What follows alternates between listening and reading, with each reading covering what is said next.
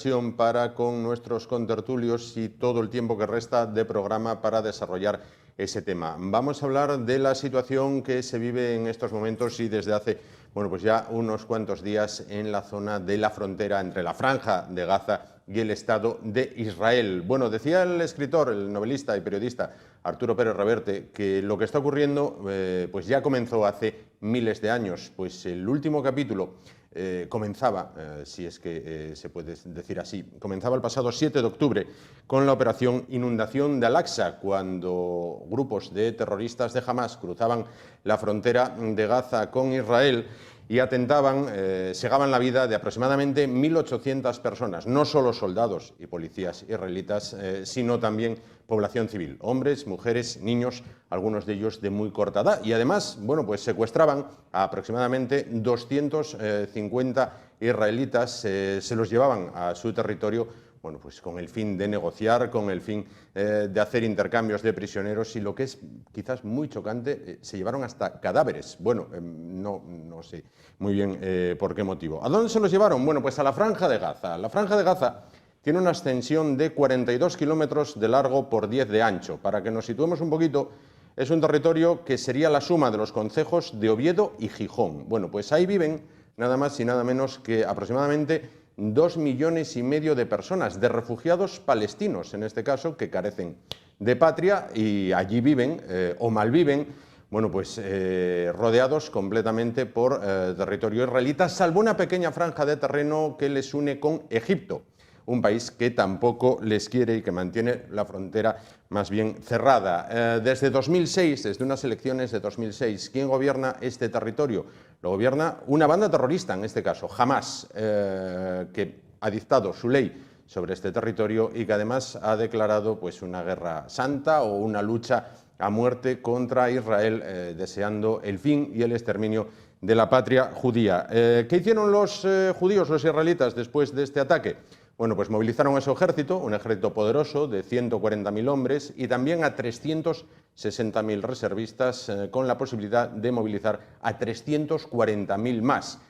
Comenzó un bombardeo incesante sobre la zona de la Franja de Gaza y agolparon o acantonaron su ejército en esta franja, en la frontera, bueno, pues a la espera de una orden de ataque que sin duda en el momento en el que se produzca, si es que se produce, pues incrementará exponencialmente las bajas por ambos bandos. Mientras tanto, mientras la actividad diplomática es febril para lograr, bueno, pues un alto el fuego o una paz de algún modo o un arreglo, los israelitas claman venganza, aplican la ley del talión y el conflicto amenaza con extenderse porque Irán, el régimen de los ayatolás, con su firme apoyo a Hamás, amenaza con extenderlo hacia la zona norte con las milicias armadas de Hezbollah, mientras que Estados Unidos muestra de nuevo su apoyo decidido hacia Israel y la Unión Europea aplica lo de donde dije, digo, ahora digo Diego, y si primero digo una cosa, después digo la contraria y luego voy matizando lo que poco a poco voy diciendo. Banda de cornetas y tambores de nuevo en el conflicto internacional. El caso es que las cartas están sobre la mesa y las víctimas civiles, sobre todo, bueno, pues no cesan de aumentar en esta ocasión entre los palestinos cuando antes fueron con los israelíes. Vamos a hablar a lo largo de este tiempo, de este tema, y se encuentran con nosotros y paso ya a presentarles a nuestros invitados. Voy a comenzar por este lado. Salustiano García, que es coronel retirado del Ejército de Tierra. ¿Qué tal? Buenas noches. Muy bien, buenas noches. Junto a él, Francisco García Campa, que es historiador. ¿Qué tal? Buenas noches. Por el otro lado, Quique Gallar, que es director del diario La Mayoría. ¿Qué tal? Buenas noches. Buenas noches. Y junto a él, Ignacio Loy, Nacho Loy, que es profesor de Psicología de la Universidad de Oviedo. ¿Qué tal? Buenas noches. Buenas noches. Bueno, lo primero que vamos a poner sobre la mesa es por qué cuando parecía que esta zona, siempre caliente, siempre conflictiva, siempre bueno, pues en pie de guerra o en alerta, parecía más o menos bueno, pues controlada la situación, ¿por qué de repente surge esto? ¿Por qué se lanza la operación Inundación de Al-Aqsa? ¿Y por qué uno de los países que atesora o se dice que tiene uno de los servicios secretos más importantes y potentes del mundo, como es Israel, bueno, pues le cuelan un gol por toda la escuadra, no la ven venir? Los terroristas de Hamás se infiltran y causan nada menos que 1.800 bajas. ¿Por qué en este momento? Bueno, a partir de este momento puede intervenir el que quiera, respetando los turnos de palabra, pero puede hacerlo el que quiera, no todos a la vez. esa es la pregunta de máxima complejidad, el analizar los factores de por qué en un conflicto ya larvado decenas de años, incluso podíamos analizarlo desde el punto de vista histórico, por qué se reaviva en un momento dado. Entonces, el análisis de ese por qué, buscando los factores, habría que ver a quién beneficia. Una vez buscado los beneficiados, ¿de qué tres cosas para mí? Primero, coloca de pronto el conflicto en la opinión pública internacional, con un salto cualitativo, con una acción de guerra, con una definición puramente terrorista, pero acción de guerra, sitúa el conflicto a la cabecera del interés mundial. Se hace en un momento de debilidad del gobierno israelí, debilidad gubernamental por tensiones internas muy intensas que llegaron a producir últimamente en las diferentes alas que hay de poder grandes dificultades de definición de la estrategia de defensa. Y por último, aquí se ha producido que se ha desdibujado absolutamente la posición de la Autoridad Nacional Palestina y ha saltado a primera línea Hamás. Entonces, esos tres factores nos pueden orientar un poco hacia qué actores externos les puede interesar este escenario nuevo. Y ahí cada uno puede sacar sus conclusiones. Pueden intervenir en cualquier momento, sí, si les rogaría intervenciones Se puede breves. pensar en países árabes del entorno, más implicado en la estructura viva de Hamás es Irán, eso está absolutamente comprobado, y quizás en esa órbita de internacional, de presencia y de definición de esas teocracias que hay en la zona que pretenden imponer su condición de poder y de autoridad, pues les puede interesar avivar este avispero que desgraciadamente para la población civil vemos que es una auténtica crueldad crónica. Pueden intervenir en cualquier momento, cualquiera de los tres. Comentar un poco también que claro, hay un debate, como señalas tú, de quiénes son los beneficiarios, pero yo creo que hay un perjudicado clarísimo con esta situación que es Estados Unidos, ¿no? Creo que no les interesaba para nada que se abriese este frente en Oriente Medio, cuando ellos están concentrados con el tema de Ucrania, debilitar a Rusia, evitar ciertas coaliciones de cara al futuro que se puedan consolidar con los BRICS, todas estas historias. Y claro, también estaban viendo que el tema de Ucrania pues que no está saliendo bien a la OTAN. ¿Verdad? Están metiendo dinero, metiendo gente, metiendo muertos, y no acaba de haber un resultado decisivo, ¿no? en esta zona, se cronifica. Entonces yo creo que un rasgo de esta historia es que Estados Unidos le ha salido muy mal la jugada. Y yo pongo el ejemplo de, como a veces cuando tienes un perro de presa tipo pitbull o algo de eso, ¿no? Y entonces tú lo tienes en la finca y el pitbull se te escapa por el barrio y monta la de Dios, ¿no? Entonces yo creo que ahí es Israel está en este momento comportándose como ese pitbull. A Estados Unidos se le escapó el pitbull de la finca, sí.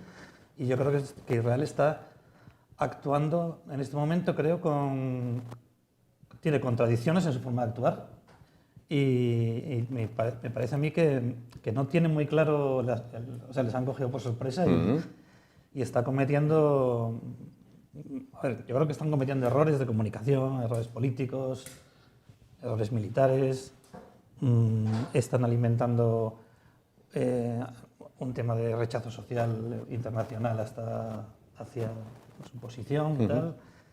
Entonces, bueno, creo que es una situación muy complicada para ellos.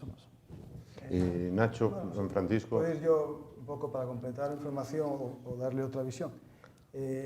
La víctima o la causa de este ataque, estoy completando un poco lo que dijo Salustiano, es Hamás, su competencia contra la autoridad palestina por el protagonismo en toda la zona de Palestina, porque hay que recordar que hubo una guerra civil en el 2008 entre ellos, 2007-2008, una guerra civil entre palestinos, en Gaza se quedó Hamás, y Hamás perdió casi toda su, digamos, contribución económica por parte de Arabia Saudí, por parte de los países árabes, y empezó a ser financiada por Irán, y exactamente entrenada por las milicias Al-Qunt de Irán, igual que Hezbollah, igual que los grupos proxies Houthis y más sitios, ¿no? Tenemos ese elemento esencial.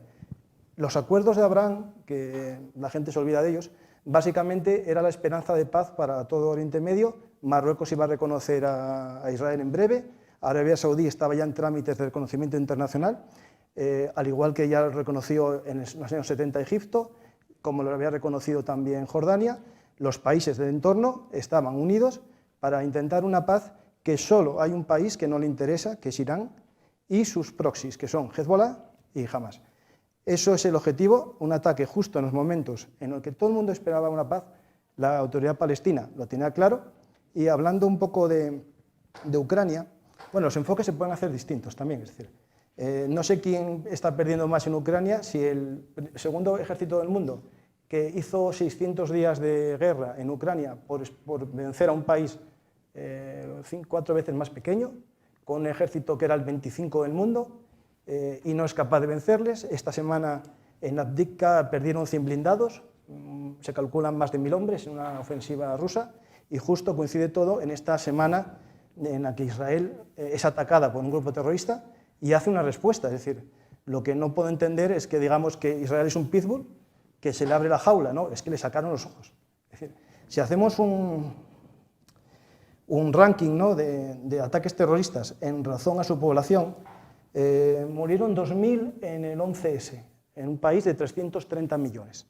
Hablamos de 1800 muertos en un país de 8. Eso correspondería a unos 50.000, 60.000 muertos en Estados Unidos, si hiciésemos el mismo ranking del 11S. Por lo tanto, hay que entender que Israel va a tener su guerra al terror. Es decir, esto hay que entenderlo, que no estamos hablando de palestinos, estamos hablando de Hamas, un grupo yihadista, integrista islámico, que quiere un califato.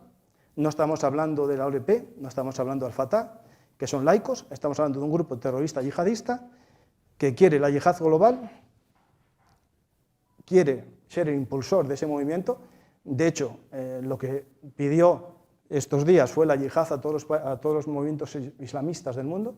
Irán también lo vino a decir, una yihad global, indiferentemente entre sunís y chiitas. Por lo tanto, es un poco más complejo que decir que es un pitbull que le sueltan de la jaula. Es decir, es muy complejo. El problema aquí es que van a morir civiles, van a morir niños, en una guerra que se podía haber evitado si jamás no mata a 1.800 personas un día. Creo que eso que es importante, eso que parece que se olvida.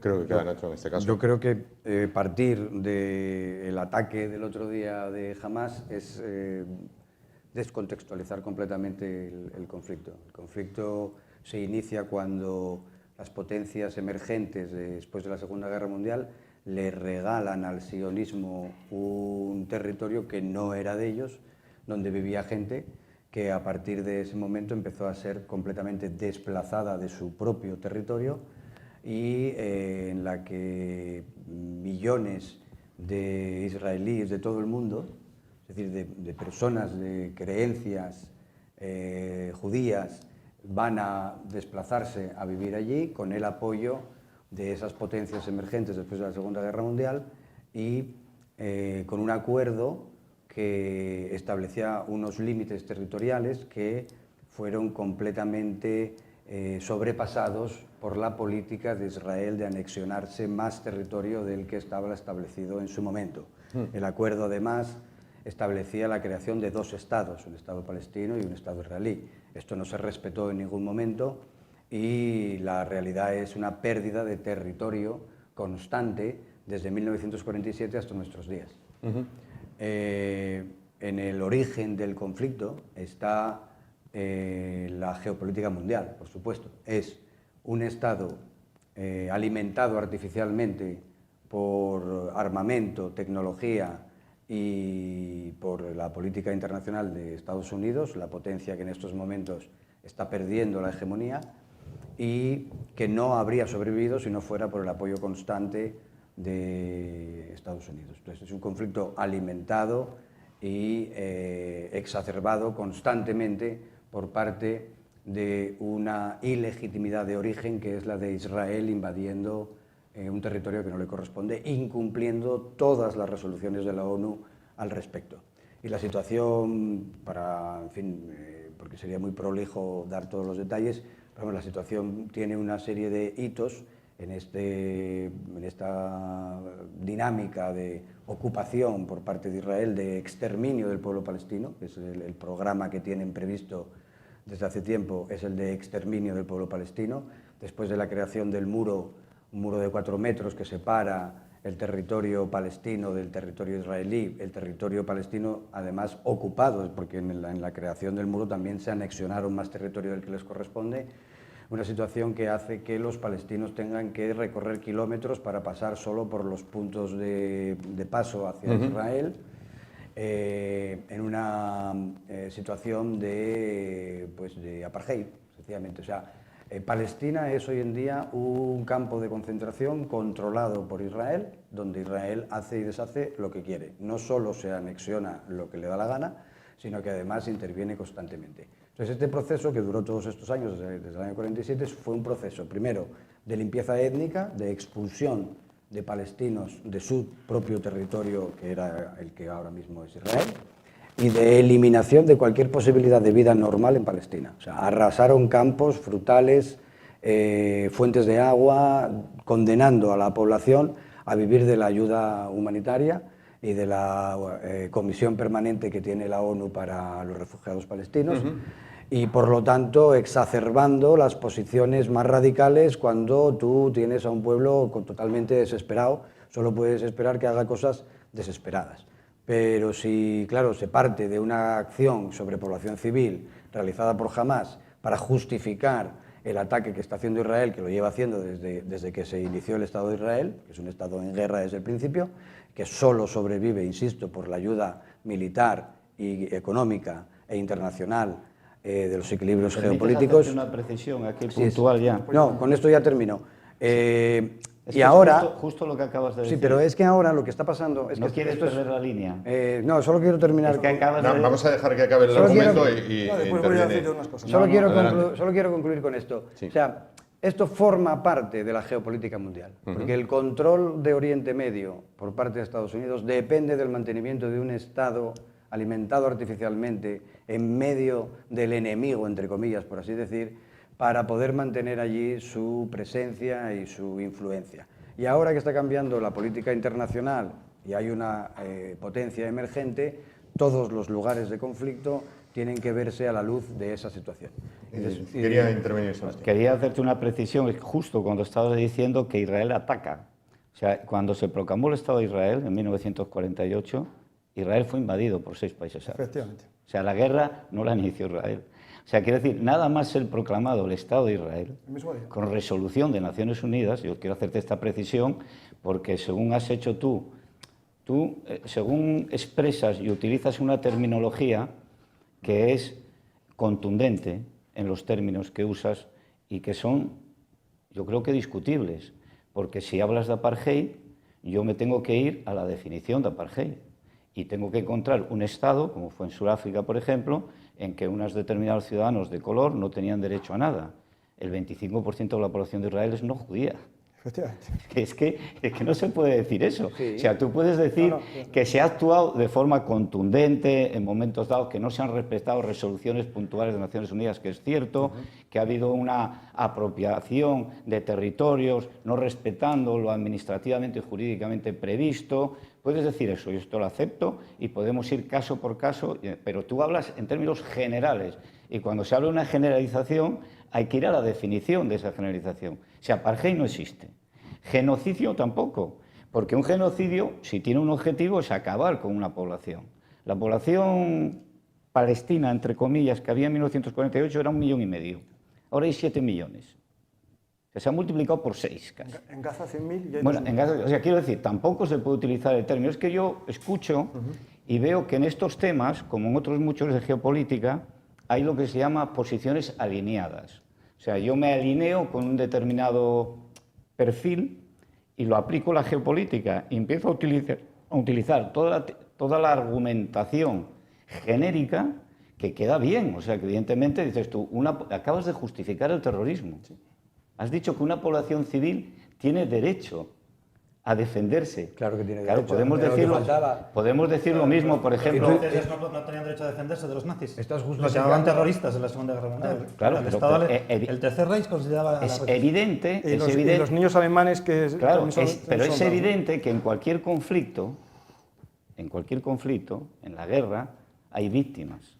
Y las víctimas, de la mayoría de las víctimas suele ser población civil. Yo he estado en conflictos Y tenemos una y serie he visto las huellas de los y conflictos. tenemos una serie Y te de voy a leyes decir una después cosa. de la Segunda Guerra Mundial para que esto no sea otra vez volver a la Edad Media en términos de guerra. Escucha, pero hay una cosa Y- fundamental. Y hay altos Utilizar oficiales del gobierno Sí. del Estado de Israel diciendo que se van a pasar todo eso Utilizar por un la pared. análisis geopolítico en términos de buenos y malos, yo, desde mi punto de vista, me permito un consejo, no es aconsejable. Pero llamar terrorista a los que interesa y no Y llamar nosotros- terrorista a los que no, no, interesa, terrorista que tampoco hace es terrorismo. aconsejable. La ¿no?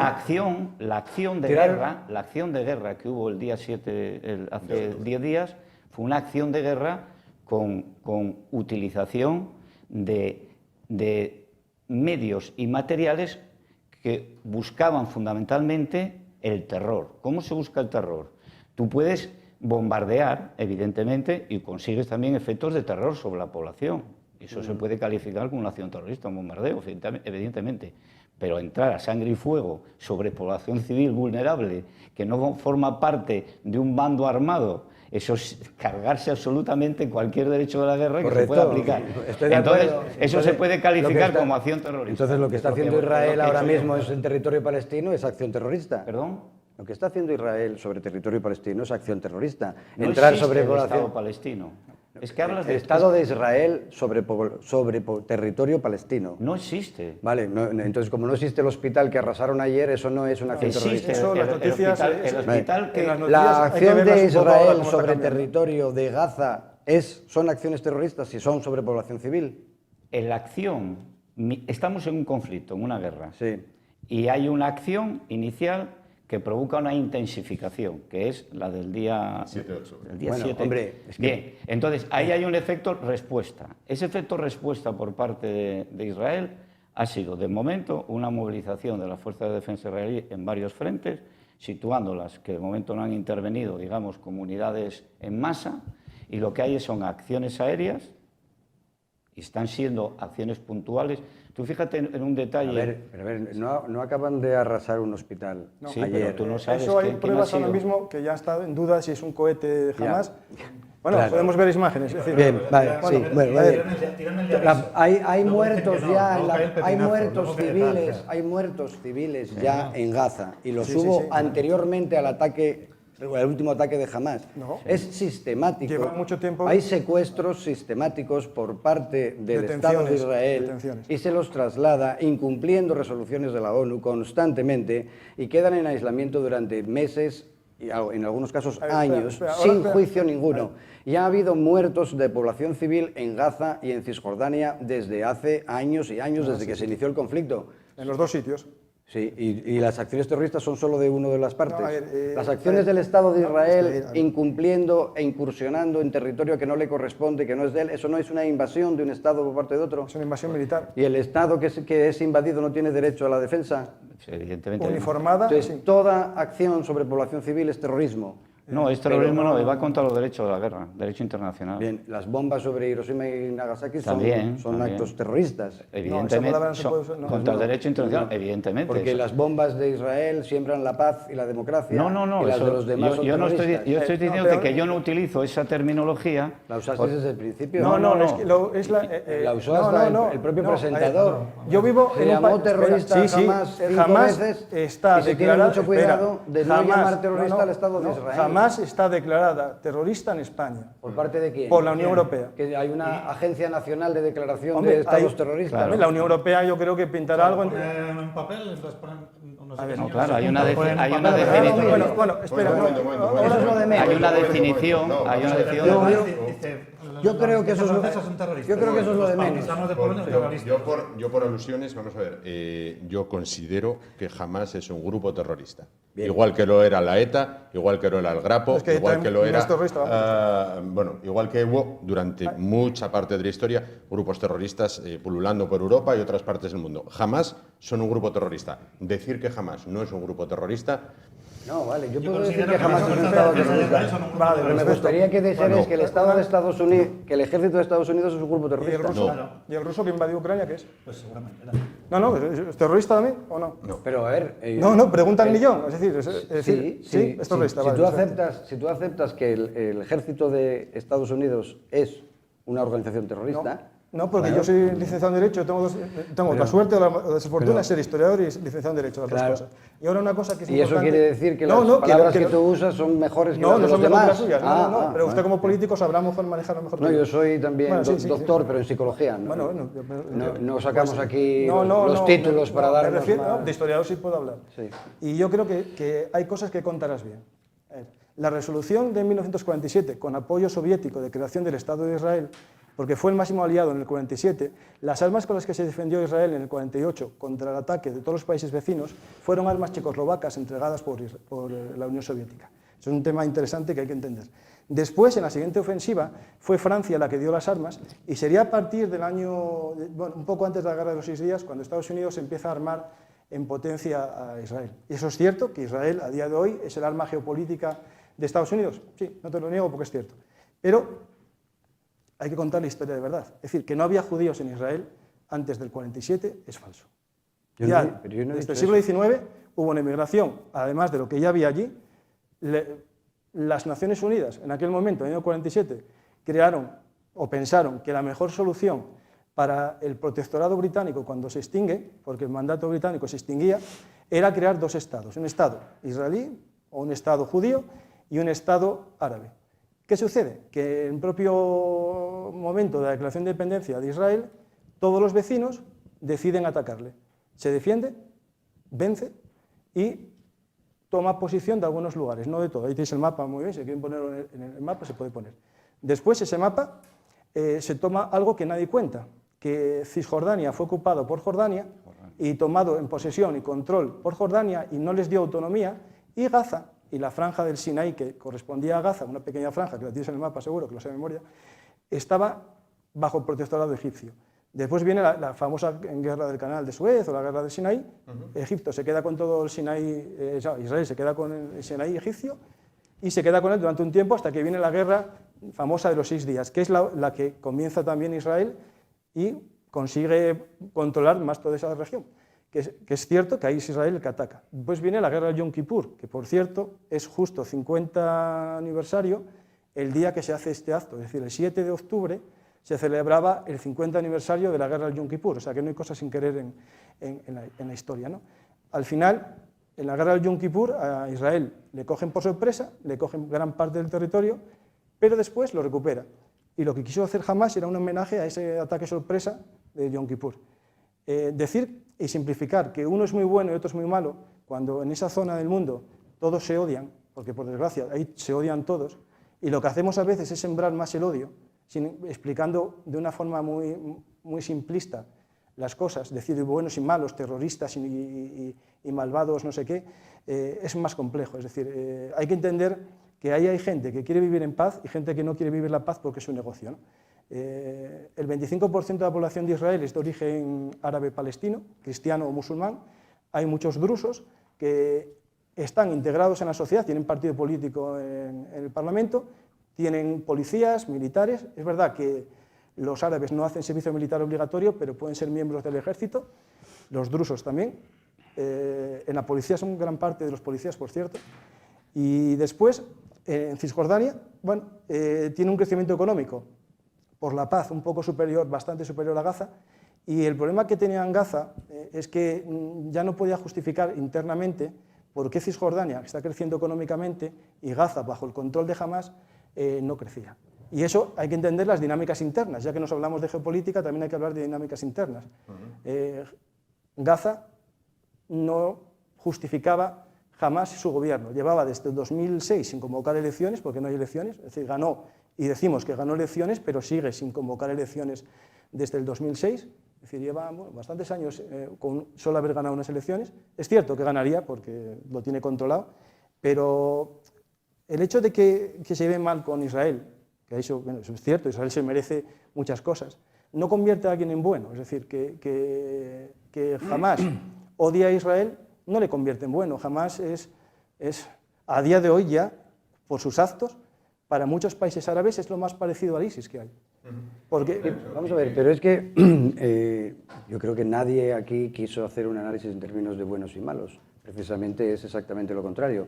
Hay una opinión pública generalizada, favorable en cierto sentido a Israel, si se ve el conflicto desde el ataque del otro día de Hamas, que es lo que yo dije desde el principio, que eso es descontextualizarlo. Y luego se pone, supuestamente me estás contestando como que yo intenté simplificar las explicarle cosas. El contexto también. Ya, Mi bien. visión no es exactamente Correcto. como la tuya, es un no poco es exactamente más la misma, pero tú lo que no puedes decir es voy a explicarlo yo bien porque hay que explicarlo bien, porque los demás lo explican mal. No, es que son visiones diferentes, partiendo de valoraciones diferentes. Bien, yo creo que hasta ahí podemos estar de acuerdo. Y que el conflicto en origen proviene de la violación de los acuerdos internacionales por parte de Israel. Si no se reconoce esto, es muy difícil que nos podamos poner de acuerdo ya en nada. Y a partir de ahí, lo que hay es una situación, técnicamente, de control de la población palestina, muy especialmente en la Franja de Gaza, que no puede vivir por sus propios medios debido a la ocupación de Israel, que está,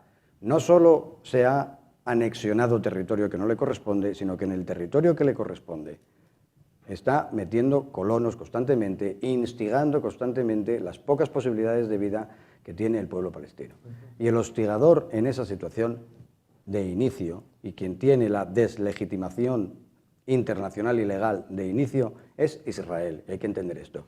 Pero como es nuestro aliado, y aquí lo único que recibimos es propaganda de parte, con respecto a la guerra de Ucrania y con respecto a lo demás, pues entonces se producen cosas tan curiosas como que no se deje intervenir a un parlamentario europeo porque lleva un pañuelo palestino, que es el colmo ya de, no sé, de la represión y de no poder ni siquiera expresarse. Y el otro día le hicieron quitar una bandera en otro organismo internacional, una bandera de Palestina. Es que no vamos a poder llevar banderas de Palestina para mostrar nuestra solidaridad con el pueblo palestino.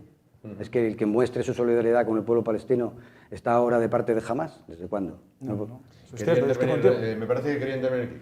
Sí, sobre esto último que señalaba Nacho de lo del pañuelo Palestina y todo eso, yo creo que un rasgo muy interesante de esta situación que tenemos ahora es que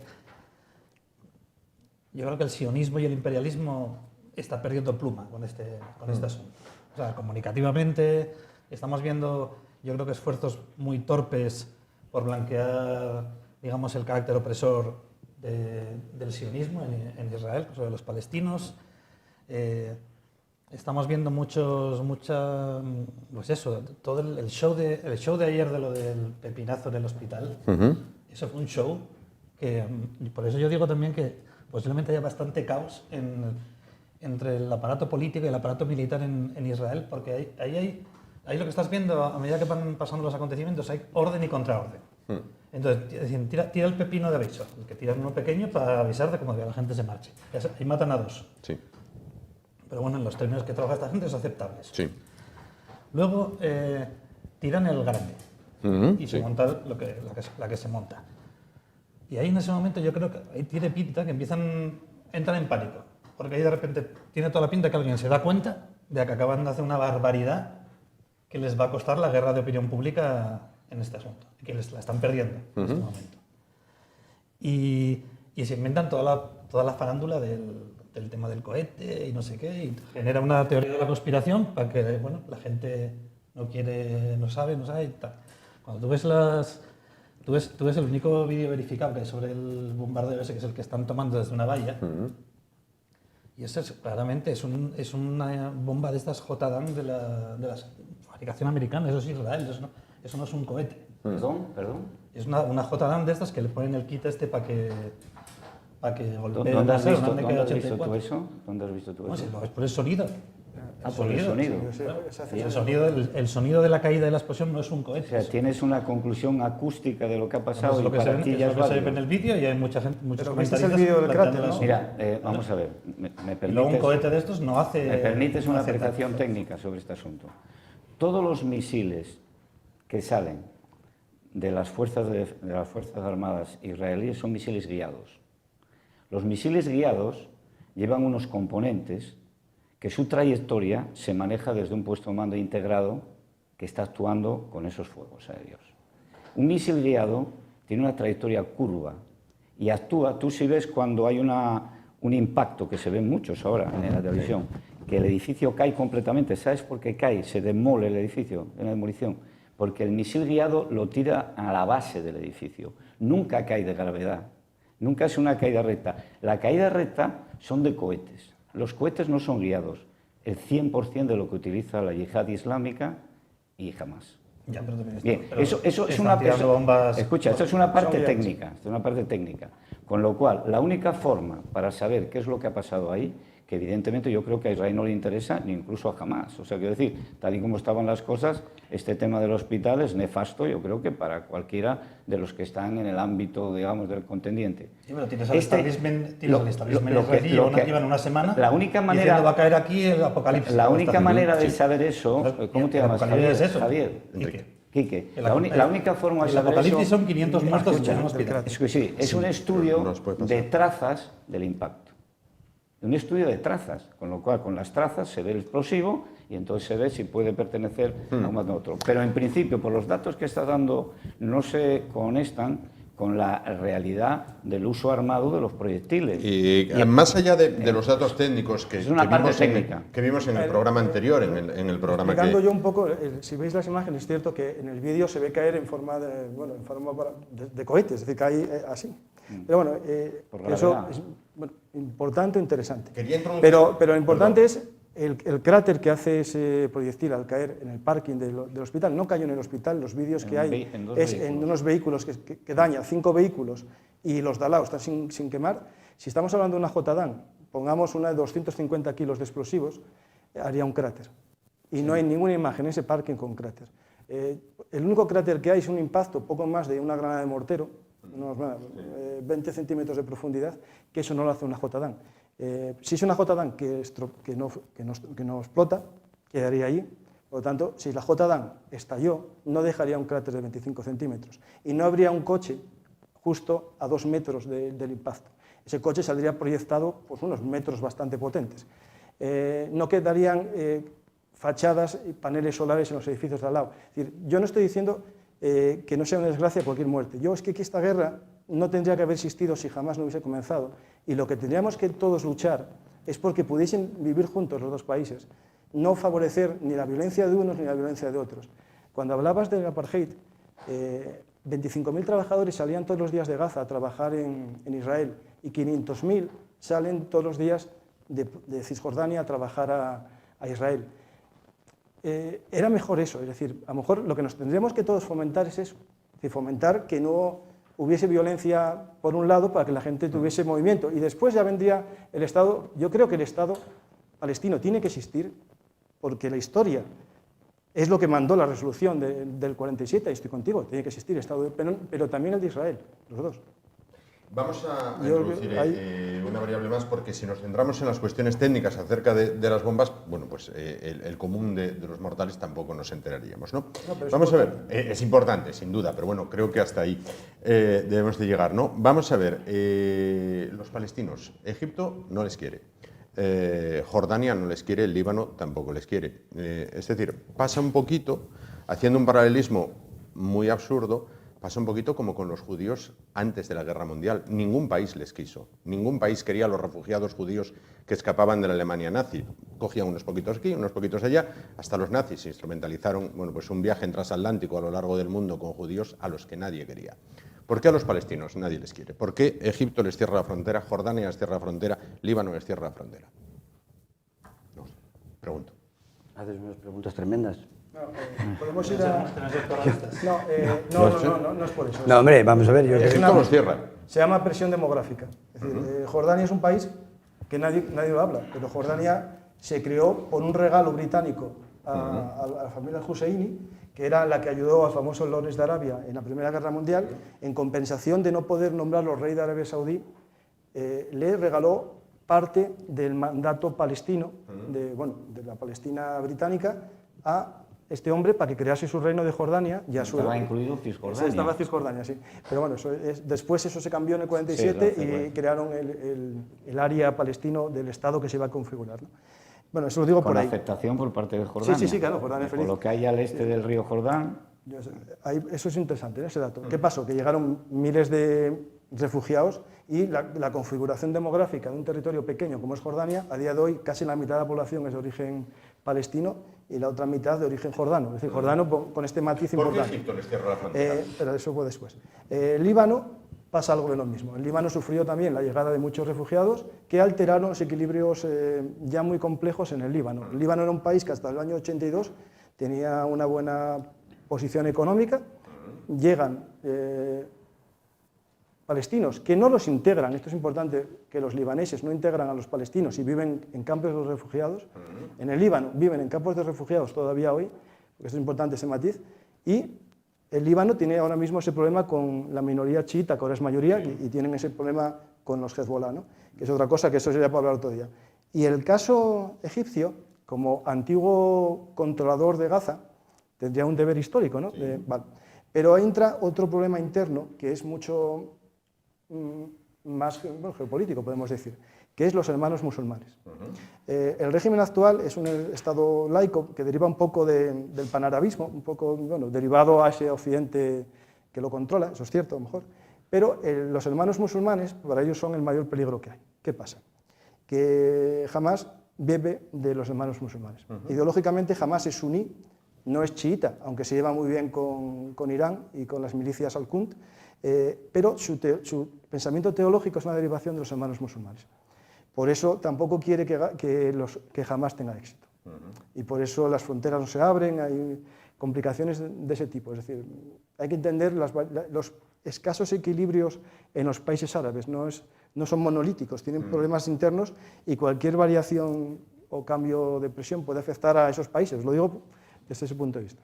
No, pero lo que introduce un elemento, digamos, contra natura en esa zona es la creación del Estado de Israel. Una vez más, es que ese es el error de partida.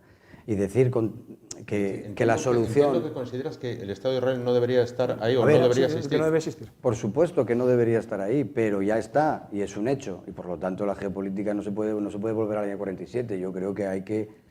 todos los actores políticos están de acuerdo en la creación de dos estados. Pero los israelitas estaban ahí, en tiempos bíblicos, hablo. Los romanos les expulsaron. Vamos a ver, eso sionismo es a ver, una- había era una- en era los una territorios secta que ahora friki ocupa, dentro en los territorios que ahora ocupa Israel, en el año 47 había 700.000 personas como mucho, según algunos censos, de origen, de religión judía o como se quiera llamar.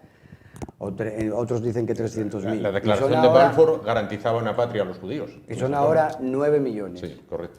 Sí, pero el problema judío, como para decirlo, Bueno, eso ya lo utilizaron hace para muchos decirlo de una manera muy fea, ¿no? Sí, muy fea, feísima. Eso no se tiene por qué resolver con una patria. Quiero decir, ¿por qué tiene que haber un Estado de cada una de las religiones y estados confesionales?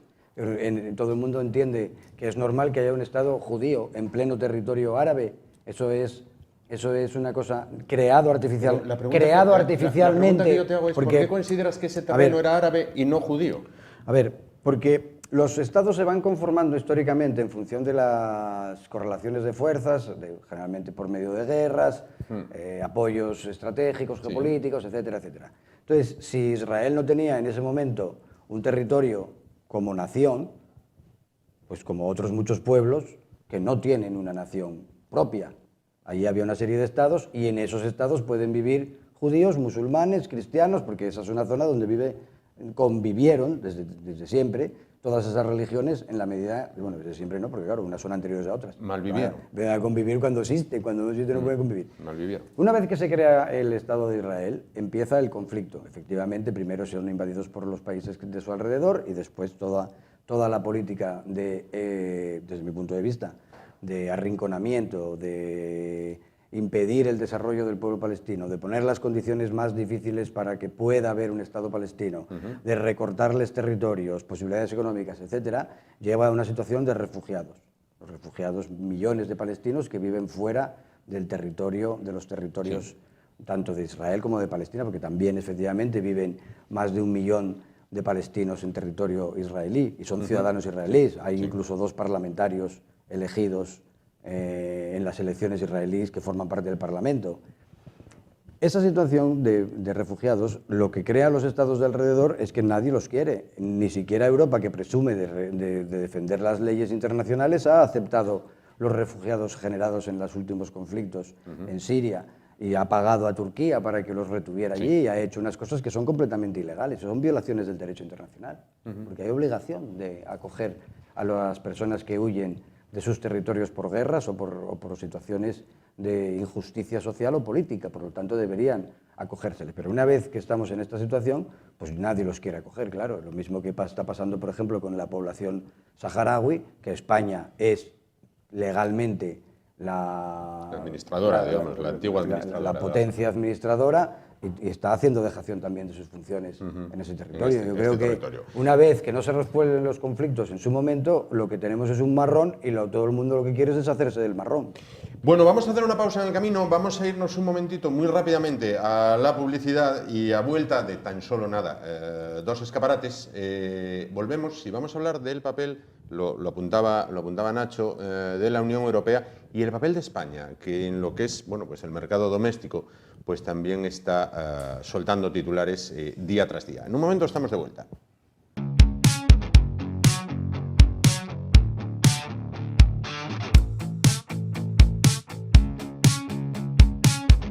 Bueno, continuamos. A vuelta de publicidad estamos hablando de la situación generada entre Israel y la zona de la Franja de Gaza dominada por la banda terrorista Hamás, en este caso, bueno, con ese conflicto que está teniendo lugar estos días. Antes de hablar del papel de la Unión Europea y del papel que está desarrollando España, quería intervenir Salustiano y después Quique. Salustiano. Sí, en geopolítica la definición de un Estado o nación política es controvertida en cualquier territorio. Tú analizas el globo y tú miras el mapa de África, por ejemplo, y ves que los países, las fronteras son los paralelos y los meridianos. O sea, quiero decir que los mandatos coloniales en cada uno. Y en esos paralelos y meridianos, pues había unas 300 tribus distintas, por ejemplo, en Nigeria, en Uganda. Quiero decir, complicado siempre, ¿no? El resultado es que hay una resolución de Naciones Unidas en el año 48 que establece un Estado, el Estado de Israel. Se produce una serie de conflictos armados y este Estado ha funcionado en modo supervivencia, ¿no? Quiero decir, los ataques siempre los ha recibido desde su nacimiento y ha habido por cierto, algunos de los conflictos con dificultad para que saliera vencedor y curiosamente salió. Entonces, en este aspecto hay que verlo desde el punto de vista de que es una zona compleja, conflictiva y de ahí se puede deducir que los derechos históricos también pueden entenderse como, no sé, los 3.300 años de la denominación de aquellos territorios como el pueblo de Israel y el pueblo de Judea, ¿no? O sea, quiero decir, ya se llamaba Israel en aquellos tiempos. Estamos hablando de 1000 años antes de nacer Cristo. O sea, quiero decir, que si podemos, aquí tenemos nacionalismos periféricos que encuentran la historia de sus naciones, digamos, Matrix, 700 años y pico, y después te vas al hecho histórico y es una película bastante discutible, ¿no? O sea, que en esto forma parte de la geopolítica. Entonces, en este aspecto yo creo que habría que definir claramente lo que es una democracia y lo que es un Estado totalitario. Una teocracia, una autoridad basada en la violencia, en la fuerza, derechos de las mujeres. Podemos hablar qué pasa en Gaza con los derechos de las mujeres. Podemos entrar en mil campos. Vamos con Quique. Entonces, en este aspecto yo creo que Israel mantiene, digamos, lo que es un sistema democrático. De hecho, tiene problemas internos.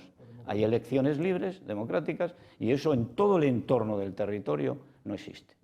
Vamos con Quique. Israel, como bien apunta Salustiano, es el único país democrático de la zona donde se respetan por igual los derechos de hombres y mujeres y donde los 3 poderes, bueno, están separados. Todos los países que le rodean son muchos teocracias y otros ya ni se sabe lo que son. Y los derechos de las mujeres, obviamente, no se respetan. De eso hablaremos luego, cuando hablemos del papel de España. Quique, querías intervenir. Sí, bueno, a ver, Sudáfrica creo que en los últimos años del apartheid ya tenía suspendidas cuestiones de garantías constitucionales, pero era una democracia parlamentaria. Lo que pasa es que había una parte de la población que no había, pues, unos arriba y otros abajo, igual que en Israel. Aunque iban a estar, pero no porque o sea, la existencia de Israel requiere el que tengas un sistema de colonización, que expulsar a una población previa que para que tus colonos, ¿sabes? O sea, no es un tema solo de tal, es que hay unos arriba, hay opresores y oprimidos. Te interrumpo, pero tienes razón, que sí es cierto. Pero, por ejemplo, en el 2006, cuando Israel abandona Gaza, porque, expropió las casas a 8.000 colonos o 9.000 colonos israelíes para que dejasen el territorio y ir a ese proceso de paz. Es cierto lo que dices. Y yo creo que si la paz hubiese ido en adelante, se expropiaría el territorio a los que están en Cisjordania de forma abusiva. Yo entiendo que eso tampoco tiene que estar ahí. En la vida tenemos que ceder todos. Lo que no se puede es, cuando va la paz en esos acuerdos de Abraham, que lo vinculo contigo. Yo estoy a favor, que no entiendo todavía de hoy cómo mi país cambia el criterio con el Sáhara, que el Sáhara es nuestro problema, un problema nuestro, que no lo estamos haciendo bien, porque nuestro gobierno cambió. Y hay muchas... Sí, claro, cambió de opinión. O sea, sin decírselo ni a sus aliados políticos, ni al pueblo español en el Parlamento. Pero yo creo que hay una explicación, que se vincula a los acuerdos de Abraham.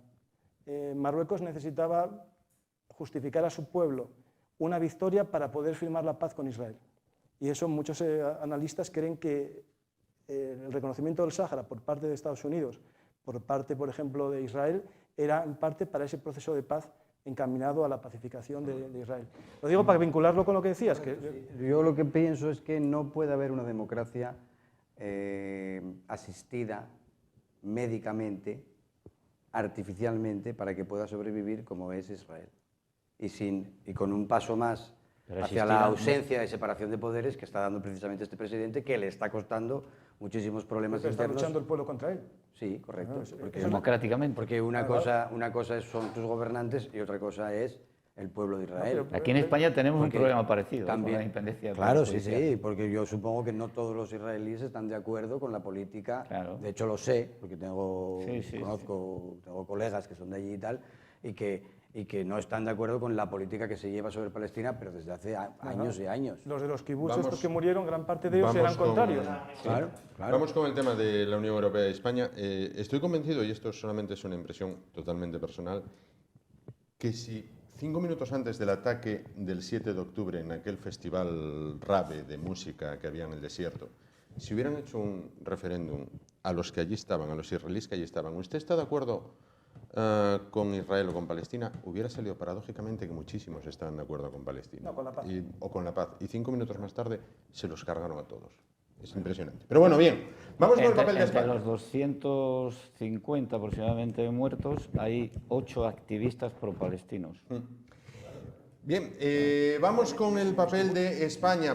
Vamos a ver, históricamente, y aquí me corregirá Francisco, que para eso es historiador, si los datos son erróneos. Vamos a ver, el general Franco nunca quiso reconocer al Estado de Israel, nunca quiso entablar relaciones diplomáticas con el Estado de Israel. Eso es así. Franco nunca entabló relaciones diplomáticas con el Estado de Israel. España estableció relaciones con el Estado de Israel hace muy pocos años, si nos basamos en la historia. Después de los atentados del 7 de octubre, el gobierno, en funciones, en este caso, condenó dichos atentados, pero al ser un gobierno de coalición se produjeron disensiones, mientras que la parte socialista del gobierno lo condenó, la parte comunista, en este caso la parte de Podemos, Sumar, y bueno, todo este comunista. Comunista bolivariano. Ultraizquierda, en este caso, bueno, pues no lo condenó, pidió, y está pidiendo, veíamos antes en imágenes a la ministra Belarra, bueno, que se trate a Israel como criminal de guerra. Esto ha abierto un conflicto diplomático precisamente con Israel. La embajada de Israel ha emitido un comunicado duro que ha sido respondido por el ministro Álvarez, y ha tenido que intervenir hasta el propio presidente del gobierno, Pedro Sánchez, bueno, pues para templar gaitas y tratar de navegar en este sentido.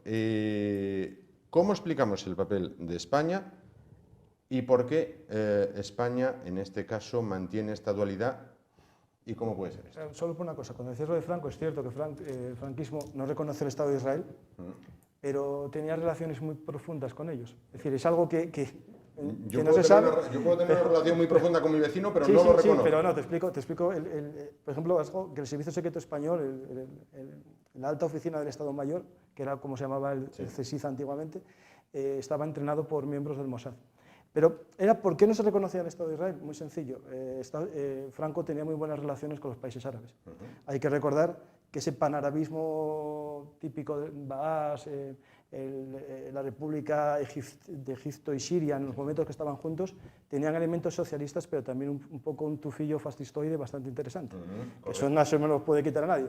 Y esa relación era buena. De hecho, por ejemplo, en la gran crisis del 73 en el mundo entero, que fue por culpa o consecuencia de la guerra de Yom Kippur, a España no le afectó porque los países árabes seguían vendiendo petróleo al franquismo. Correcto. Lo digo para que, bueno, que es interesante. Apunto también para más Inri, antes de dar el paso a los contertulios, hay 650 soldados españoles desplegados en la zona del Líbano como fuerza de interposición de paz, de los cuales pues uno se ve el telediario y prácticamente nada. Salen más... Se hicieron famosos hace unos años cuando Israel mató a 3 en un puesto. Se hicieron famosos, pero quiero decir... Sin saber por qué ni por qué no. Han tenido más minutos de telediario cuando España gana un mundial, que enfocan cómo festejaron las tropas el mundial, el gol de Iniesta, que en este momento que están en una zona que está a esto de entrar en guerra. Se les está olvidando completamente. Yo creo 650 soldados españoles que allí están. Los amores, filias y fobias de los estados son muy efímeros. Porque Aznar era muy amigo de Gaddafi en su última época, ¿no? Hizo alguna cosa. ¿Por qué sería? Hombre, pues digo yo por algún tipo de acuerdo relativo al gas, al petróleo o algo de esto. Correcto. Que interesaría al Estado. Pues como hombre de Estado que era, pues después resultó ser el demonio y un gran terrorista que había que matar en la calle. Así está Libia hoy en día. Así está Libia a día de hoy. Bien, muy bien. Así está. Coincido plenamente con Yo creo que Europa no existe como unidad de decisión internacional. Hace mucho tiempo que no tienen una política exterior propia, porque no pueden imponerse sobre los equilibrios de cada uno de los estados, y entonces tienen que andar haciendo siempre unos malabares pues un poco extraños para una unidad supuestamente política como debería ser esta. Pero en política internacional seguramente es donde más se nota, porque las alianzas y las contraalianzas de los países pues son contradictorias entre sí. Hay países que son dependientes del gas argelino y otros que son dependientes. Entonces, claro, ahí se está viendo estos días también de una forma muy clara, y entonces hay que compaginar pues el sometimiento de la política exterior europea a los intereses de Estados Unidos desde la Segunda Guerra Mundial y los intereses de cada uno de los países miembros en su geopolítica, que está determinada a su vez en gran medida por las cuestiones de comercio de fuentes de energía las diferencias primarias de opinión en el seno del gobierno español? Digo para los cuatro. Sí. Hombre, yo es que creo que estamos en un momento en el que en general no se puede opinar de manera divergente. O sea, todos los debates se polarizan y tienes que estar a favor o en contra. Y si estás en contra de la política exterior en general que viene manteniendo Israel, con los matices que se quiera, pero yo en general pienso que Israel es el responsable de la situación de desesperación a la que lleva a la población palestina, y una situación de desesperación es la que justifica actos desesperados y tremendos y horribles como los que se cometieron el otro día, y que la solución debe ser la creación, el respeto mutuo, la primacía de las resoluciones de la ONU, y que sea la ONU quien dirija ese proceso. Pero la ONU auspició la creación de un Estado israelí. La ONU en ese momento, en un momento cuando había unas potencias mundiales que ya no son las potencias mundiales, es que estamos viviendo un momento de cambio. Estamos viviendo un momento de cambio que se está dando en una situación de guerra mundial, aunque no la queramos ver. Los primeros episodios ya están en marcha y son estos. Esto no es una cosa que diga yo, lo dicen muchos observadores políticos y tal. Y la situación en concreto interna del gobierno español hace que cosas que son muy obvias, algunas como las que acabo de decir yo, si las dice un miembro del gobierno, pues son un poco extrañas. pues yo No pienso... Un matiz. no las dijeron así tampoco. Sí, con Que respecto... no las dijeron con tus palabras, dijeron otras Bueno, palabras hombre, también. pero la posición- No es lo mismo decir genocidio, La posición estamos será con la causa parecido. palestina cuando están matando gente ese mismo momento. Es decir, hay cosas que hay que A tener ver, hay un orden ahí en las hay cosas. momentos, pero lo que está haciendo Israel es el genocidio del pueblo palestino. Yo si quieres lo digo de esa forma. A ver, Una vez dicho eso, hay una- dejadme que diga una cosa Sí, que a sí, lo mejor pero- os gusta, que pero es hay que una me cosa que es parece... la banalización del mal, ¿no? Es decir, Hannah Arendt, una famosa, bueno, ideóloga israelita. del individualismo. Sí, bueno, sí, vale, sí, pero israelita, y tenía esa banalización del mal, que es cuando decimos que todo es, lo potenciamos mucho, ¿no? Es decir, todo el mundo es, bueno, genocida, todo el mundo es fascista, todo el mundo es, no sé, lo que sea. No, todo el mundo no. Bueno, el que Es no es como, el que no, Israel. bueno, no, otros, es No. decir, bueno. Ni estoy quería igualando. El genocidio que yo implica creo- desaparición de millones de personas, no crecimiento de población. Que yo creo que debería haber una separación entre funciones institucionales de gobierno y funciones de dirección de la organización. Sobre todo cuando las organizaciones tienen que defender posturas que a lo mejor van muy en contra de lo que está defendiendo otra parte mayoritaria del gobierno. A lo mejor esa era un poco una forma de suavizar un poco las cosas, pero más allá de eso yo estoy totalmente de acuerdo con Yone Belarra y con el discurso que está teniendo en estos momentos con respecto al conflicto palestino-israelí. Yo añado algo más que más no que sé de, si- sí, es un solo, más que de gobierno y de coordinación de dirección como de los acuerdos que tienen, lo que tendría que tener un país o un Estado es política de Estado. Es decir, algo que fuese superior a los partidos políticos que haya en cada momento. Es decir, yo creo que eso sería lo que diferencia a un Estado serio a un Estado bueno, que cambia por cada gobierno, ¿no? Es decir, yo creo que una nación, España o Francia, lo que sea, tiene que tener políticas de Estado, que son superiores a los políticos temporales. Es decir, yo creo que para mí sería más importante que cómo se coordina una coalición o cómo cambiamos cromos o puestos en una coalición, sea cual sea, me da igual una de un lado o de otra. Yo creo que lo que tiene que tener un país es visión de Estado. Claro, el problema ahí nos va qué visión queremos tener de un Estado. Sí, sí.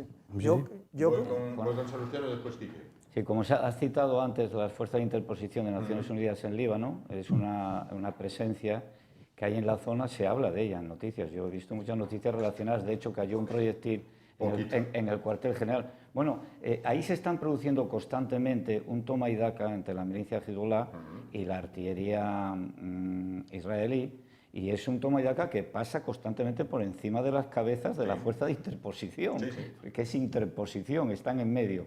Y los que murieron no fueron tres, fue un soldado que estaba en una garita de origen de un mortero israelí, pero lo gordo de la misión ahí fue un atentado de Hezbollah, que murieron 8 soldados, un atentado directo a un vehículo, un blindado en medio de ruedas. ese fue directo. Eso fue valoración, la diplomacia. Acontecimientos diferentes. La diplomacia, No, sí. pero es muy distinto un mortero que en fuego occidental se confunde y cae en una posición que a poner un una atentado. bomba al paso de un BMR. Es muy distinto. No, y murieron 7 paracaidistas. Pero y eso en 3 dónde? vinieron heridos Eso en graves. dónde? Hezbollah, en el Líbano. Eso En fue en Líbano. Líbano. En la misma misión. No, bueno, es por ponerlo en No, contexto. pero es importante el Tú contexto. dijiste No, 3, claro. murió un soldado que estaba en una garita porque hubo un pero no proyectil. fue en el mismo acontecimiento. No, dos distintos. No, Claro, uno fue por bien, Israel bien, y otro fue por Hezbollah. Correcto. Y otro fue Hezbollah. Bueno, se supone, porque fue un atentado terrorista, clarísimamente, sobre Naciones Unidas, y punto. Valoración de Valoración. las La decisiones. diplomacia Sí. va unida directamente a una palabra, que es prudencia.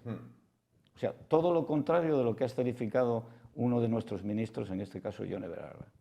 La prudencia es fundamental en la diplomacia. O sea, y si tú formas parte de un gobierno, de un órgano colegiado, tienes una responsabilidad de lealtad a donde estás y por lo que estás. Y si tú quieres actuar, porque ella está dando, la ministra de Asuntos Sociales, está dando rueda de prensa desde el despacho del ministerio.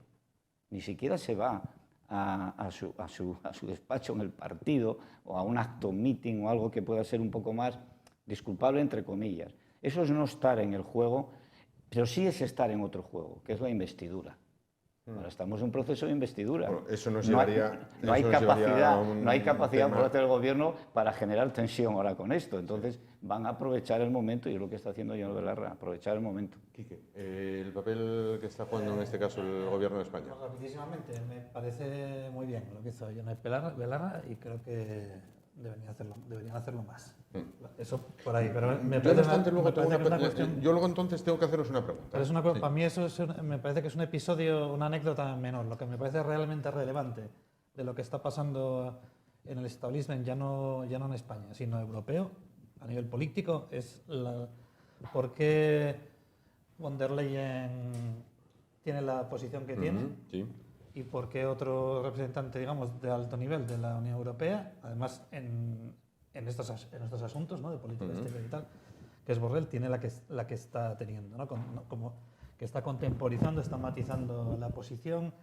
Y mi hipótesis en ese que va en línea de lo que dije antes, de que el pitbull se ha soltado y con lo que iniciabas, está fuera de control, es que se están adelantando de que quien cierre filas a nivel político con el Estado de Israel va a tener un coste político eso, va a perder pluma, porque va a haber movilizaciones, masacres, burradas, y quien cierre filas va a tener... Es muy llamativo. ¿Por qué el tema de Ucrania, desde el punto de vista de la posición de la Unión Europea, fue como y desde la guerra comunicativa, fue un paseo militar, o sea, no hubo problema. O sea, ahí los que matizábamos cuestiones o hablábamos un poco de, oye, hay que tener esto en cuenta, tal, teníamos que escondernos debajo de la mesa porque había una pisonadora, digamos, de opinión pública que te parecía había unos malos y unos buenos, tal. En este tema hay grietas en las élites. Sí. Y eso me parece muy relevante. Antes de dar paso a Paco, quiero preguntar una cosa. Quiero preguntar una cosa. Decían, comprendemos y compartimos la visión de Ione Belarra. Es una pregunta que hago yo porque además me la han hecho. Además, más de 2 y 3 personas. Ione Belarra y sus postulados acerca de muchas cuestiones, feminismo, transexualidad, ¿es consciente de que en Israel sería respetada y en cualquiera de los países de alrededor sería lapidada? Pregunto. Bueno, pero es que eso es mezclar un poco no lo sé. churras con merinas. No lo sé. Porque porque en una situación de guerra como la que vive... Quiero decir, me parece una actitud... Es respetable, pero es muy hipócrita. Yo quiero lo que dicen estos, pero yo allí no viviría ni de coña. Bueno, hombre... A ver, es que depende de qué posición tengamos sobre no, claro. Por decirlo ahora que no estamos en horario de frío, Irán está en paz. no cantaría en tetas en Irán. Bueno, eso habría que verlo en la práctica, a ver qué pasa. No, Amaral no cantaría en tetas en Irán. Pero que defendamos unos determinados Podría derechos. cantar en Israel. Los derechos civiles, como los conocemos en Occidente, ¿son una cosa universal plenamente o son una cosa de la superestructura ideológica de las sociedades occidentales? Mi pregunta es, ¿la ministra Belarra sería ministra en cualquier país árabe? No lo sé, yo creo que no. Creo que lo sabes. Yo no creo. Y luego además yo no creo que sea tan contradictorio como señala. Eso es o sea, ¿quién ve contradicciones en esto? ¿Quién tiene un planteamiento de Huntington de esto, de la lucha de civilizaciones? Y entonces como que hay unas civilizaciones más tarde, más iluminadas y unas más atrasadas. Pero lo que estamos hablando es la lucha. Esto es blanco y en botella. Es decir, cuando era la Guerra Fría, ¿no? Bueno, pues más o menos los soviéticos, la igualdad hombres y mujeres la tenían igual que los occidentales, no había gran diferencia. Es decir, en la Unión Soviética las mujeres eran iguales que los hombres sin problema ninguno. Por tanto, ahí el choque, digamos, cultural entre las dos culturas, entre las dos superestructuras, ¿no? La socialista y la capitalista, y toda la superestructura económica que se genera, y la social y política, en el discurso marxista, va bien, pero aquí estamos hablando de un régimen como los ayatolás, que cuelgan en grúas a los homosexuales, y eso está, no me vais a decir que no, porque sabéis que es cierto. Eso justifica que se invada al país, que se lo destroce, pero para quedarse con su petróleo. Pero eso es cierto o no es cierto. Yo creo que sí. Vale. Que hubo unas protestas de mujeres por no llevar el velo en Irán y murieron cientos de personas en las protestas. Y sigue habiéndolas. Y que parte de esto Irán necesita una guerra fuera para que no se justifique los problemas internos que tiene en su propio sistema. Es decir, la pregunta es interesante, saber en qué... Es interesante también saber la discriminación que viven hoy en día todavía las mujeres en Occidente o las minorías raciales en Estados Unidos, porque se habla de las democracias occidentales. Estamos hablando de... Como si ¿En serio que las mujeres sufren el mismo? Como si las conquistas o sea, que mi mujer, y que mi hija y que mis hermanas y que los familiares mujeres que tenemos viven igual que una mujer en un país Sí, árabe? y los negros estadounidenses viven igual que los blancos. O sea, ¿cuántos Y los índices... ¿cuántos millones de muertos tiene el capitalismo occidental? Los índices... ¿Y cuántos para millones de poder muertos existir? tiene el comunismo occidental? Seguramente ¿Cuántos no, millones de muchos muertos tiene el muchos comunismo? más, No, es que- muchos más el capitalismo. Según Jiménez dos Santos, más que habitantes ¿quién mata había en más los aquí? países gobernados por los comunistas. Yo intenté buscar lo común que tenemos. Las hambrunas de Bangladesh, No, pero a ver, los podrideros industriales de la revolución industrial, las minas por ahí del coltán y tal, todo eso es la cadena de valor. Las minas de coltán, el mayor capitalista. comprador de coltán es China. El 95%. Hacer móviles para nosotros. Bueno, sí, pero es China el que compra el coltán. Oye, pero, perdona, Bueno, eso porque- que es así. Si hacemos el análisis geopolítico desde una posición ideológica extrema, en la cual empezamos a hablar del sistema capitalista, empezamos a hablar del imperialismo, empezamos a hablar de, no sé, nos perdemos un poco en el sentido... No, yo hablo de los derechos humanos, derechos civiles, las personas, la libertad, por ejemplo, la capacidad de elegir, la libertad de opinión, el derecho de los partidos a existir. Entonces hay que analizar los sistemas... No, hay que ver los sistemas democráticos que nos hemos dado, que son imperfectos, evidentemente, son imperfectos, pero tienen consolidado y validado lo que él estaba diciendo, que tu mujer, mi mujer, su hija, se pueden comportar dentro de este sistema con unas calidades de libertad que no tienen comparación con las cuestiones que estáis citando. Pero O sea, es que quiero no decir, estábamos hablando de eso. no, él sí lo ha citado. Él ha citado el sistema. Porque si hacemos un discurso antisistémico, Hombre, pero vamos a ver, todo se justifica. Se intenta desautorizar unas declaraciones en política internacional de una ministra Sí. que son coincidentes con las de muchos países internacionales que se Pero están... no con la del gobierno, Bueno, a la hombre, que pertenece. ya, pero después... Claro, eso es un pequeño detalle. Bueno, sí, o sea, tú eres pero ministro de un el gobierno. Claro, Claro. el gobierno, Sí, sí. el gobierno de Europa tampoco está de acuerdo y tiene Otro mensajes, caso y tiene mensajes contradictorios. contradictorios. El propio Por eso lo juzgo mal. El propio Biden tiene mensajes contradictorios. Después de una frase punto y seguido dice lo contrario. Obama no Bin Laden, Obama le planteó a este presidente israelí hace unos años, creo que fue en 2004, no recuerdo, 4 o 7, no sé, le planteó que la manera de resolver el conflicto sería volver al menos a las fronteras de 1967. Y era Estados Unidos. Todo el mundo tiene que ceder algo, pero una cosa que quiero un poco hablar de esa división interna que existe en la Unión Europea. Borrell dice una cosa, Mayer otra. No es por el perro, sino, yo creo, no es porque el perro rabioso se suelte o no se suelte, es por las consecuencias que puede tener eso. Es decir, el miedo a que el problema se agrave y vaya a más países y desestabilice países de la zona y sobre todo también conflictos internos en los países europeos. Es decir, pero no en sí porque el perro sea el malo, sino por las consecuencias de que el perro sea malo. Es decir, creo que... Es que va a haber... Me dan solamente gracias. 5 minutos y quiero emplear esos 5 minutos en que cada uno de ustedes, voy a comenzar por Nacho, voy a continuar por Quique, en este orden, me respondan a la pregunta. ¿Se puede alcanzar la paz cuando estamos en vísperas de lo que todos consideran un asalto masivo, un ataque masivo por parte de Israel buscando la venganza por lo ocurrido? Nacho. No, ahora mismo no. Ahora mismo solo con que cesaran las hostilidades por las dos partes sería un milagro. Creo que no va a suceder. El conflicto se va a recrudecer. Israel viene practicando una política de exterminar a 10 palestinos por cada muerto israelí y multiplicando no ha hecho más que empezar. Y no creo que por la dinámica que lleva desde hace mucho tiempo y la debilidad del propio presidente actual, que le viene bien la guerra y ser contundente, porque si no lo es, dentro va a tener todavía más contestación. Creo que todo favorece que van a arrasar la Franja de Gaza. La Franja de Gaza. Quique. También descarto la posibilidad de que en un corto plazo haya un cese de hostilidades. ¿Hasta ahí? Hasta ahí. Paco. Yo, por desgracia, estábamos en el momento más cercano en la historia a la paz en esas tierras. Yo creo que con los acuerdos de Abraham, la posibilidad de que en Cisjordania se crease un Estado un poco más fuerte con la autoridad palestina, con sus problemas internos que los tiene muy graves de corrupción y parecido, y se rompió la paz, y yo creo que el culpable es el que comenzó este derramamiento de sangre el 7 de octubre. Si no llega a haber el ataque de Hamas, puede que no haya habido, seguro, 100%, que no había el contraataque israelí. quiero que eso lo entendamos todos. Desde mi punto de vista, la paz está muerta porque hay gente que le interesa que no haya paz.